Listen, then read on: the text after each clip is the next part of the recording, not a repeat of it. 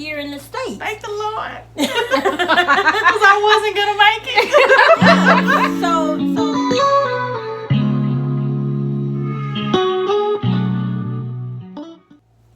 Hi, friends of the twins. Welcome back to our channel. Well, today we really have some special guests. Yes, I always tease Shonda about her being a special guest on our channel because for a while y'all were just seeing me mostly. But today we really do have special guests. Hello. So this is my daughter, Krishana, and this is my grandbaby, Raya Soul, otherwise known as Nana's baby. Yep. Hey, Nana baby. So we thought that we would bring Krishana and Raya on. They are home from Japan, and they've been here since April, and they'll be leaving at the end of this month. So I thought I would bring them on and let you all see them. The last time and first time that you saw them was on the baby shower video that we did for her before, of course, before Raya was born. So we thought we'd just bring them on and give you an update and let you see them and how big Raya has gotten. She's grown. She was 3 months old when she came home in April, and now she is 7 months old. Speaking of 3 months old, that was actually the first time Shonda had ever met her grandbaby. Like she said, she was 3 months old, and you know Auntie was right there. So I actually have all of that on video. So for all of you that don't know, Krishana's husband is in the military, and they are actually stationed in Japan. So she actually had Raya. Raya was born in Japan, and we gave them a going away party / baby shower before she left. So we just want to give you a little update. Everybody's been asking about my grandbaby and my daughter and how they're doing over in Japan. So we thought we'd just come together before they leave and do like a quick question and answers type video for you so that you can see them before they leave. So the first question that I have that Auntie wants to know is, Krishana, what did you think about your baby shower that we... Oh, goodness. Well, it was actually a gender reveal.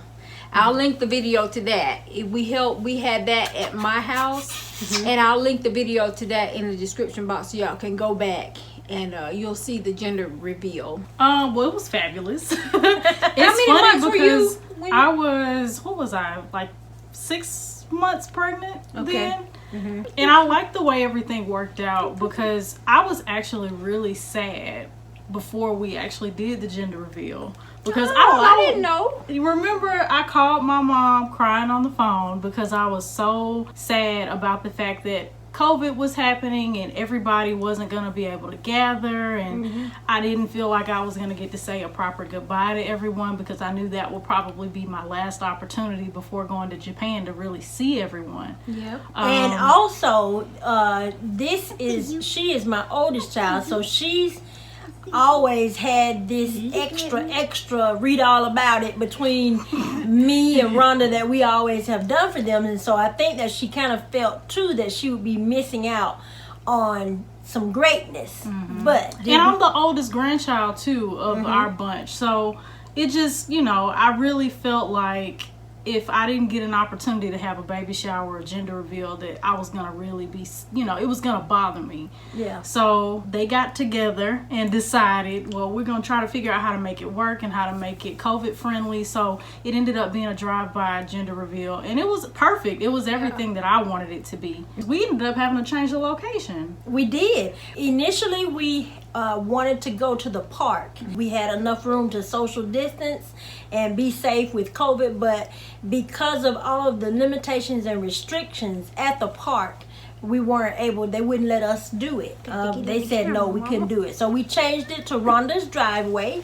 And if you haven't seen that video, please go, and Rhonda will put the link in the description box. Please go back and look at the video of the gender reveal / baby shower / going away party.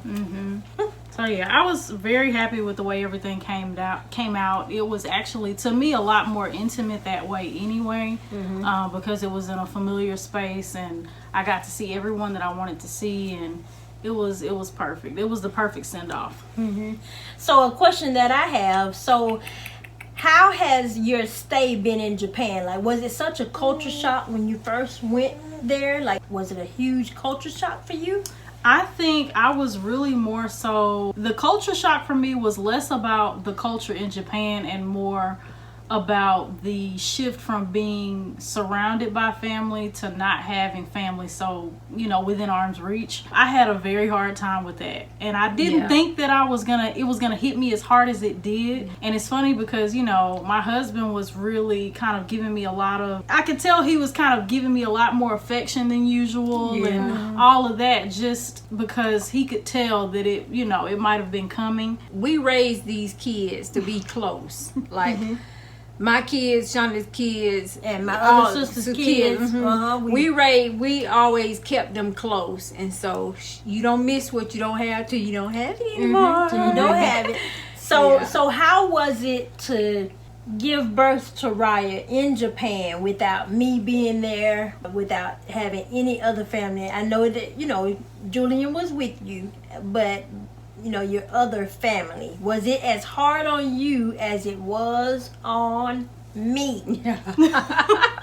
I don't want to say no, because of course in a perfect world that would have been my preference, but with everything that was going on in the world, I feel like my birth experience was actually better in Japan than it would have been here, just because I had Raya at the hospital on base. And since it's a much smaller environment, there weren't as many people. We were actually the first birth of the new year. She was born on January 4th. And I also was we were the only baby on the maternity ward, in the maternity ward. So you got a lot of extra attention. So we got so much attention. We got a huge basket that they came and gifted us with. It was really nice. She even shared with me that she was able to get her epidural at 2 centimeters as opposed to 4 centimeters here in the States. Thank the Lord. Because I wasn't going to make it. So I was on the phone with her 12, 13 hours just the whole time. From the beginning. Phone. Didn't y'all Skype? We were on FaceTime. FaceTime. Before we left, we gifted her with an iPad so that they could continue to FaceTime with us. And that was perfect, because as soon as I went into labor, I called her and she was on FaceTime with me literally from the point I started having my contractions until Raya was born. And I actually got to see everything. She got to virtually meet all my doctors. It was literally as if she was in the room. So it worked out perfect. And I felt so much better because even the doctors and nurses that came in, they didn't leave me out. They didn't. They didn't. They didn't leave me out. They would, talk to me and as if I was there. So I felt so much better. So it was a great experience. If I could have a birth exactly like that one, my next one, I'm crossing my fingers and praying that'll be my experience. Okay. Because, next one. Yeah. Let's talk about next one. We do want more. We want 2 more. 2 more. Okay. And if my husband has it his way, the next pregnancy will be twins. Which will work fine for me, because then that will mean I'm done. Yeah. But yeah, we want 2 more. We anticipate the next one will probably be, if we don't have twins on the next go round, the next one will be born at this base again, and then the last one will be born wherever we're going next. So. And Raya, as you can see, is a busybody. She's a very, very perceptive little girl to be 7 months old. Yeah. She's into everything. She's trying to talk back. She's crawling now. She crawls on one knee and walks on the other one. So maybe I think I might have a little footage of that. We can slide that in somewhere. But what you got, Nana baby? Nana baby. Look at her crawl on one leg and walk on the other. Nana baby. Hey, tickle, tickle, tickle, tickle, tickle. Hey, Nana baby. Yeah, I see you. This just goes to show you, some of y'all go out and spend a whole arm and a leg on all these fancy toys and doodads and all, and look, she is fascinated with that plastic sack from Home Goods. So how has it been having your first child? How has it been being a first-time mom with a baby and living away from all of your other helping hand that would have been close by to help you when needed? How have you adjusted to? I would say in the very beginning it was fine because Julian actually had a good amount of paternity leave. So he got to spend a lot of time with us when we first came home. And he fell into fatherhood with ease. He's been amazing as a partner, you know, and as a dad.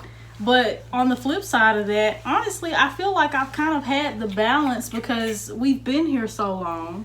So we've had the, you know, all the family surrounding us. So speaking of being here for so long, I want you to Give that expound some on context. that. So they came home in April, and the plan was for her to stay here about a month or so, and then my son-in-law would come home, and then he would stay 2 or 3 weeks, and then they would all leave in August. yeah, he was Not supposed. August. You were going to leave in June. Yes, we were They were supposed going to to leave leave in June. He had a mission that he was supposed to be going on, but that didn't happen. So we actually ended up staying behind, and he went back to Japan. So we've been here, but we're about to go home soon. So I'm excited. I mean, I've been happy and grateful to be here, but at the same time, I don't want him to miss out on any more moments with Raya because there's some milestones that she's reached that he hasn't been able to physically be present for.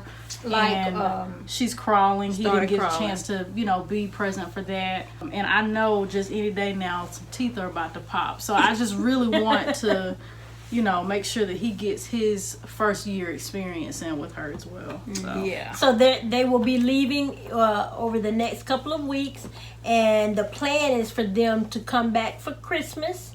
And Raya's first birthday will be January 4th. So they'll stay for Christmas and we'll do a first birthday party. And then they'll go back. And then I'm not sure when we'll be able to get together again. How long are you stationed in Japan? We'll be there another 2 years. So a total of 3 years you'll be there.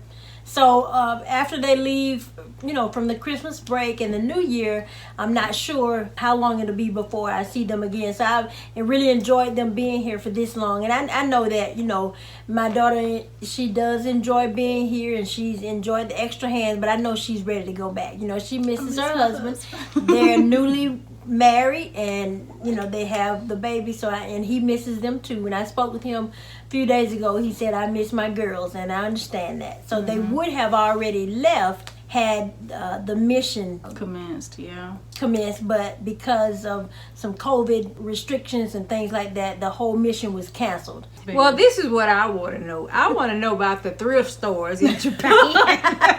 Do they have a lot of thrift stores like they have here? And what do you think as far as like prices and that? I want to know about the shopping. They do actually. And the thing about Japan that I'll say differs from America is that, and I don't want anybody to take this the wrong way, but they take very good care of their things, and they're just very neat, very tidy, very clean people. So even when you go into a thrift store, the quality level of the items and the cleanliness of the items is going to be a higher level than what I've experienced here in America. What about the cost of? The cost of things is fairly comparable.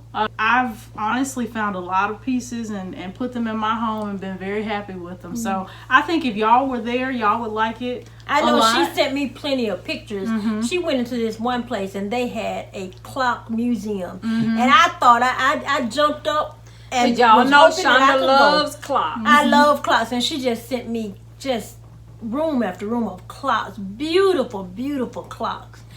If there's any element of being a military wife too that I think y'all would enjoy if y'all were military wives, is the fact that when you live on base, everybody is trying to, specifically when you live on base in another country, everybody is trying to find the American version of items that they really like clothing styles, because you got to remember when you're in a different country, their fashion is different, their decor styles are different, so it's very hard to find American style items. So a lot of the ladies like to barter. I have this. Is there anyone that has something like this? I'm in search of this. So there's a lot of trading and thrifty behavior that takes place on the base. Okay. And so it prevents you from having to even leave the base. I found some of the best items from ladies who live in the same building as me or a few buildings over that are just simply trying to get the same look and feel of a home in America. So, well, speaking of bartering, I want you to tell them like how you acquired your car,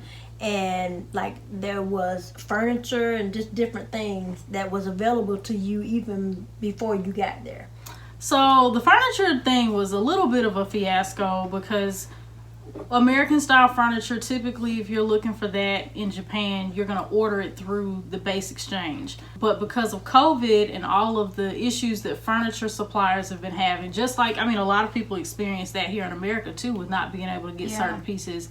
It was even harder for us being overseas to get those items. So we actually ordered furniture and had to cancel the order because it took months and months, and I was literally about to give birth with no bed, no sofa, and we had furniture that we were able to Raya found somebody's stock.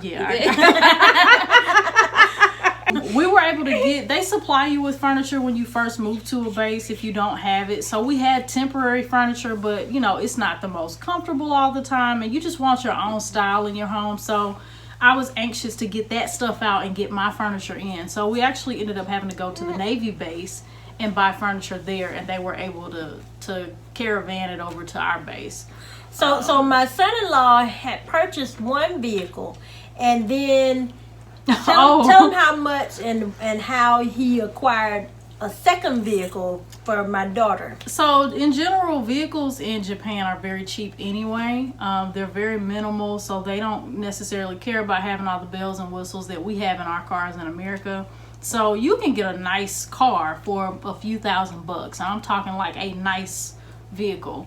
So he came across my car first, which I doubt that there was more than maybe $1,000 or $2,000 spent on. And then the second vehicle that he drives, there was again another positive from being on base.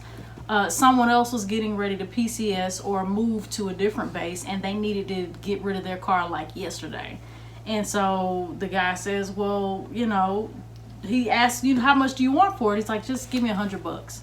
What? I just need to get rid of this car. And we had 2 cars. For $100. Yeah. And I guess that makes a lot of sense, because if you're living on one base and you get orders that you're being sent somewhere else, you just need to get rid of these things. And what better way to get rid of it and than to be able to bless somebody else that's coming to that base. And so that was just excellent. When she told me that and showed me the pictures of the cars, I'm like, wow. So tell them about how you said the insurance on cars works over there. The insurance or tags, car tags. So they require you, in order to register your vehicle, there's an extensive process. You have to go and get your vehicle inspected. They check everything out and tell you what's wrong with it. You have to then get all those items fixed. You can't finagle and ride dirty over there. You have to like really, they do here. How many times have you seen a car ride past you and you just know it's on its last leg? Yeah, it's puttering and sputting and tag applied for. Yeah, it's more of an extensive process, but honestly, it's better because that's making sure that every vehicle on the road is truly safe. So so my son-in-law, I mean, I'm really proud of him, and I just love the way that he takes care of my daughter and the baby. He doesn't want her to work, so, and I told her to enjoy it and just relax, because she had been so used to working, and her job before she got married and moved and everything, she was management. So you know how it is in management when you have to manage other people and things and all of that. And I told her just embrace not used to being being independent. So it took her a minute, I think, right? So I'll say this: he's not necessarily opposed to me working, but our thing that we're trying to accomplish is to figure out what avenues we want to take to build wealth, and you know, how to sustain our lifestyle. We're trying to work smart and not hard. So while me making money isn't necessarily something that we aren't, you know, we don't want to accomplish in our household, we're trying to figure out how to build wealth without, you know, without me. Obviously, I'm going to be at home with the kids. So we're just trying to get creative. with how we accomplish that. So what I want to know is, tell me about base housing. Is it like is it individual houses, or is it like an apartment building, or tell me about base housing? So base housing can vary based on your rank. So the lower ranks typically have dorm style housing. I haven't seen it, so I can't attest to. I believe there might be potentially sharing certain quarters, well, common areas rather. And then as you move up in rank, your housing improves based on your rank. So some have the dorm style, some have apartment style, some have townhome style. It just depends on your rank. We live in a tower, and it's apartment style. It's really nice though. We have 3 bedrooms. I saw It's very pictures. spacious. It's very spacious. It's, you know, Beautiful. it's very nice. But again, you still have those Japanese elements in the housing. So What do you mean? have to, like, just their design style is a little different. Some of the aesthetics are not things that you would typically see in America.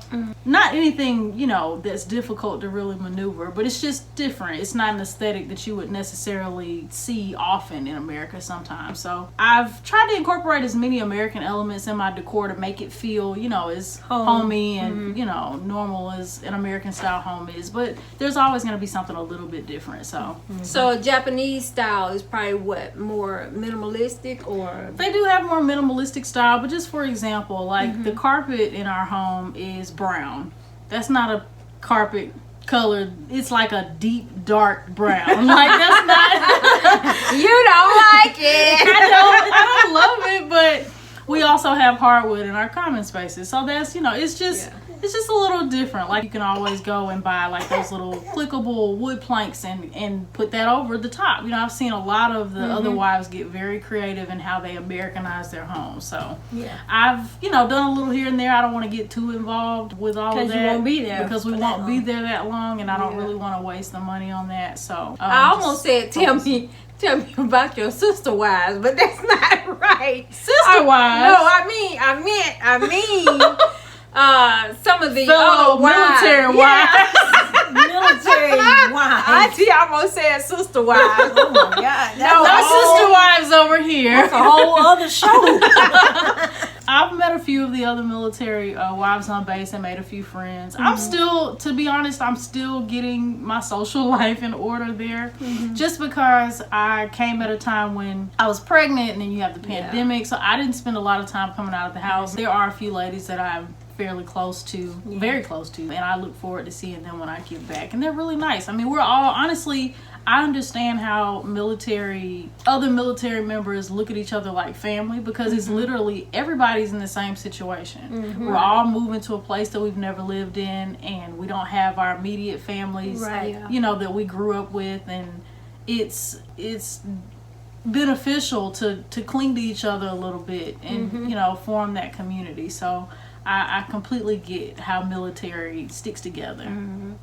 I know that y'all probably do your like grocery shopping at what is it, PX? The BX.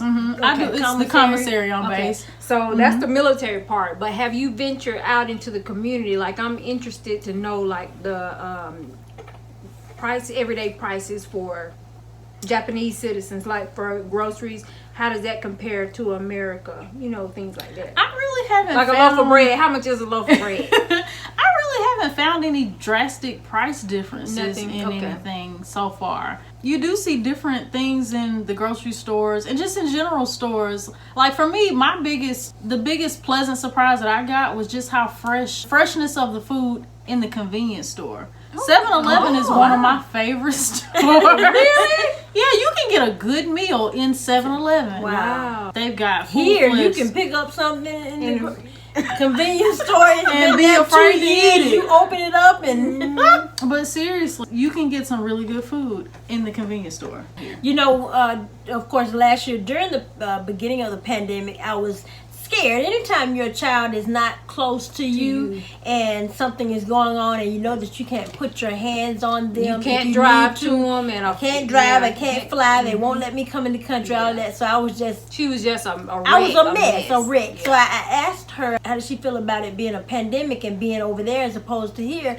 And I was so glad to hear her say what she said. She told me that she felt safer over there than here, and not trying to get too political or anything like that, but she just gave me an example. She said that if you're going into the store or anything over there, somebody is there at the entrance to check your temperature, and there's a hand sanitizing station. Then you walk a few feet into the store, and of course everybody wears a mask. It's not. There doesn't seem to be a debate about what precautions everyone needs to take. Everybody just adheres, and it honestly has made me a lot more comfortable. If I'm not mistaken, I believe that they are used to wearing masks, like long before the pandemic. Weren't they already wearing masks for like air quality or something? And all that. Yeah. But she shared with me that every few feet in a store there's a hand sanitizing station. They're just, everything is right there, and people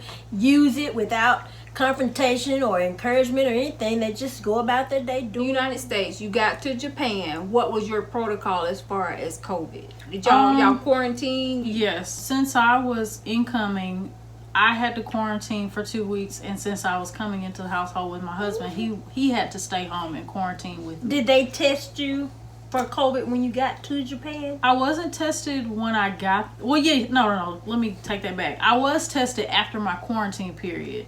Now that things have gotten a little bit more severe with COVID, I'm sure there are going to be new measures that I'm going to be coming into when I get home. I had to, in order to come here, I had to test before leaving the base, and then when I return, my husband says that I'll have to test at the airport before they allow me to shuttle back to the base. So I have one last question now. We won't keep you forever, but I just wanted to know, in terms of finding your personal products to take care of your hair, your skin, things, are you able to, do you have access to hair products or things? I guess not. How has that been for, I sat in a funk for a while about that when I first got to Japan, because I actually mailed a box of things to myself that had all of my beauty supplies and all of that. I should have packed that stuff in my carry-on or in my checked luggage. Hold on to it like gold. Because when you get there, you've got to remember there isn't, the African American population is not the majority in Japan. So it's very difficult to come by our hair products. Of course, at the Base Exchange, they do have some things, but if you have specific items that you purchase that either come from a black beauty supply store, like what? Like, give us an example. What in particular? I have short hair, so I typically wet wrap my hair and sit under the dryer with Nairobi products. You're not gonna find that in Japan. So, are you gonna find a wrap lotion? Yes, but it might dry your hair out. Yeah. The fix for that is to stock up on things that you normally use, but I would typically order these items from Amazon or something like that. Some things, even if Amazon doesn't offer them, you might have to have a family member in the States purchase them and send them to you. So that's something that I struggled with in the beginning. She also struggled with going to get, like here, she would every 2 weeks or a week or whatever, she'll be out getting a manicure and a pedicure. Yes. Well, kind of different over there. Here, when you go out for a manicure and a pedicure, you go in and you're in these nice massage chairs, and some of these salons, they offer you a beverage, a glass of wine, a bottle of water, and then they do your pedicure, and then they massage your legs and they put lotion. Well, they don't do all of that over there. Tell them the cost of the pedicure and what you get for that cost. So I typically like a very basic pedicure. I don't need anything outrageous, but I do like to get my nails done with acrylic tips usually, because I'm a nail biter, so I have to keep something on top of my nails so that I won't eat them.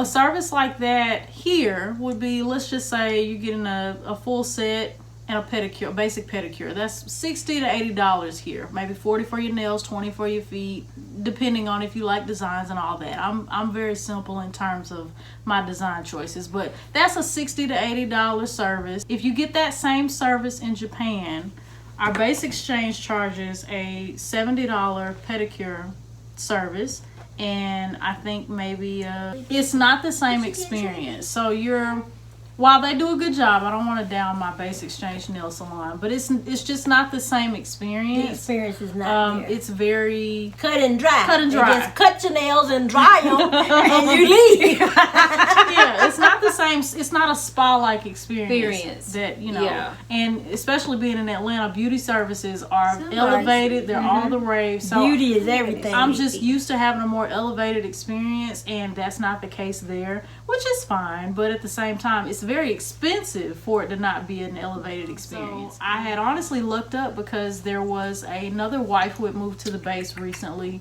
who was a nail technician. So I was like, oh, okay, I'm good. I've got my nail lady. I'm getting my nails and toes done. Well, there's been some changes and she's no longer there as I've been here in the States. So now I've got to reconfigure my nail and my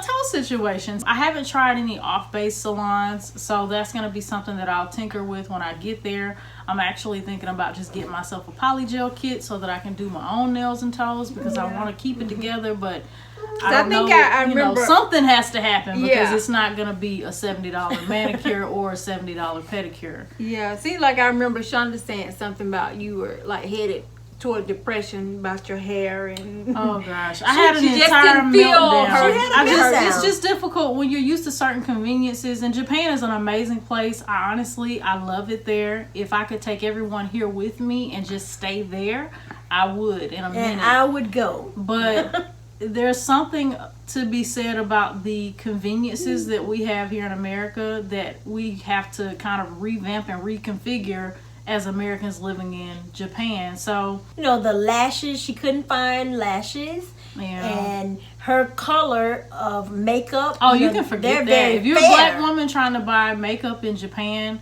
I mean, unless I might need to tap into some of the other wives and figure that out.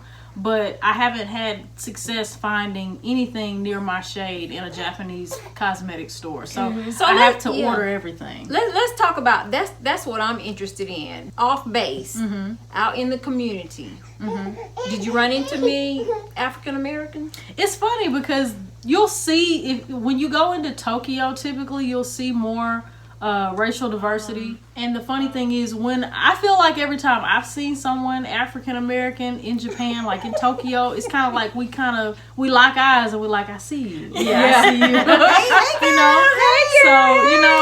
you. It doesn't happen the further out you go from Tokyo very often, unless you're at the base or close to the base. But other than that, no, you won't really see a whole lot of. How are you received out in the community off base?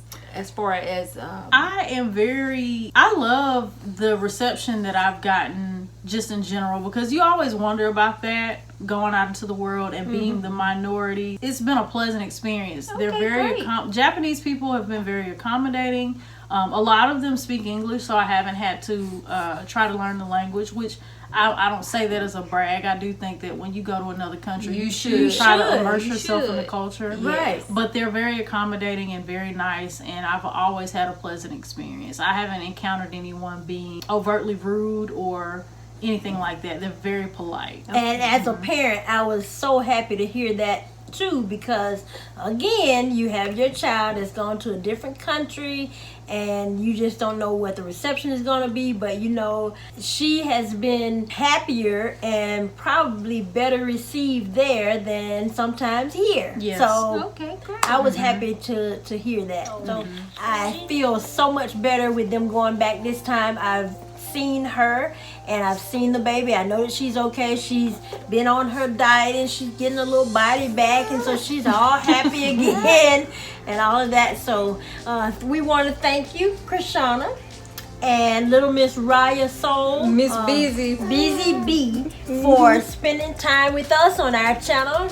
And this is my beautiful Nana Daisy. Look at Nana Daisy. Say hello, everybody. So So thank you. And again, we want to just say in closing, make the life that you live a life that you love, because life is short. Bye-bye. Say bye.